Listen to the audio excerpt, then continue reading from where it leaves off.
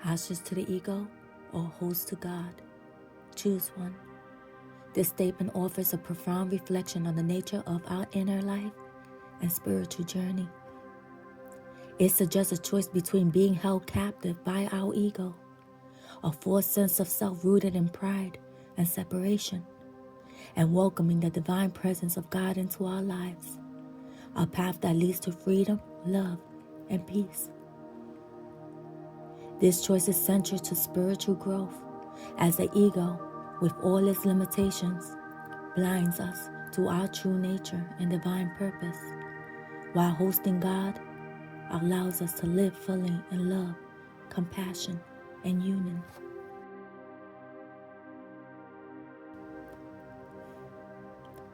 The ego is part of the mind that identifies with the self as separate from others and from God. It thrives on division, fear, and a false sense of dominance or inferior status. The Bible addressed the pitfalls of the ego indirectly, describing it as the old self or flesh that must be put to death for us to truly live. Paul writes in Romans chapter 8, verses 7 and 8, the mind governed by the flesh is hostile to God. It does not submit to God's law, nor can it do so. Those who are in the realm of the flesh cannot please God. Here the flesh represents the ego's desire to prioritize self-interest over God's will, resulting in hostility towards God and others. The ego reigns over the mind, leads to a sense of isolation and separation, making it difficult to experience the love and unity God intended for us. When we are hostage to the ego, we find ourselves trapped in cycles of fear, judgment, and resentment. The ego constantly seeks validation, approval, and dominance, leading to inner turmoil. Jesus taught about this struggle when he said, "For whoever wants to save their life will lose it, but whoever loses their life for me will find it." Matthew 16, verses 25. Losing our lives means shedding the false self, the ego-driven identity, in favor of our true selves, which is united with God. Only by releasing our attachment to the ego can we find genuine peace, purpose, and fulfillment. In contrast to the ego, hosting God means opening ourselves to His presence, love, and wisdom. To host God is to embody humility, love, and service, embracing the truth that we are created in His image. Paul reminds us in 1 Corinthians 6, verses 19 and 20. Do you not know that your bodies are temples of the Holy Spirit, who is in you, whom you have received from God? You are not your own.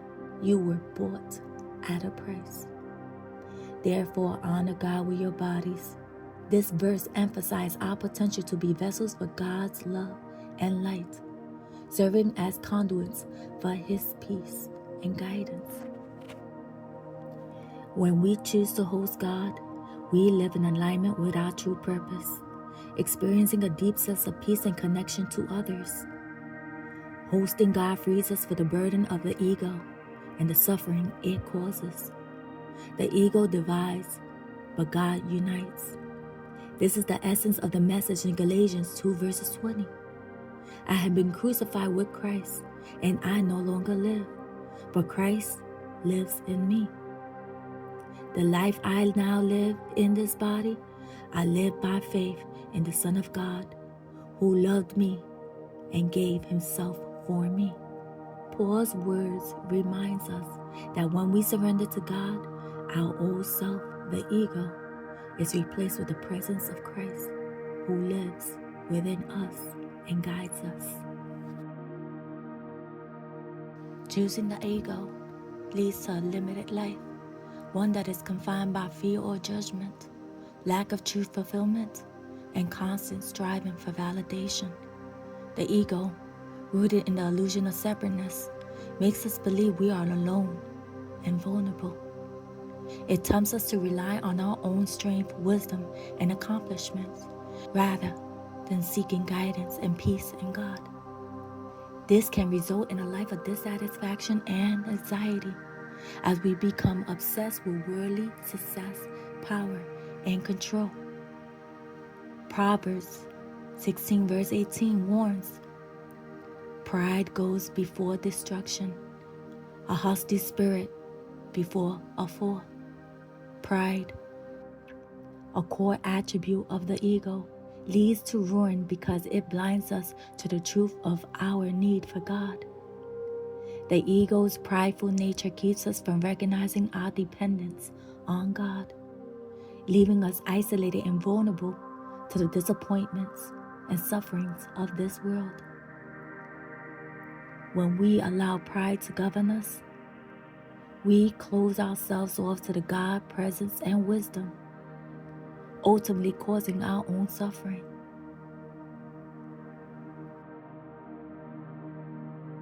In contrast, surrendering to God and becoming His host leads to a life of purpose, fulfillment, and love. Hosting God does not require perfection, but humility, a willingness to let go of the ego's need for control and trust in God's plan. As Jesus taught, "Blessed are the poor in spirit, for there is the kingdom of heaven." Matthew 5 verse 3. To be poor in spirit is to let go of the ego's illusion and recognize our need for God's grace and guidance. When we host God, we become vessels of His love, compassion, and wisdom. This shift transforms our relationship and our views with ourselves. We no longer seek validation from others, but find our worth in God. We forgive more easily, love more deeply, and experience a profound sense of inner peace. Jesus reminds us of this when He says, "Peace I leave with you. My peace I give you. I do not give to you as the world gives. Do not let your heart be troubled, and do not be afraid." John 14 verse 27.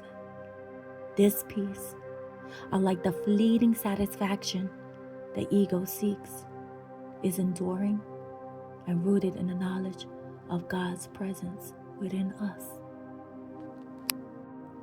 In conclusion, our discussion today on this topic reminds us of a pivotal choice in our spiritual lives.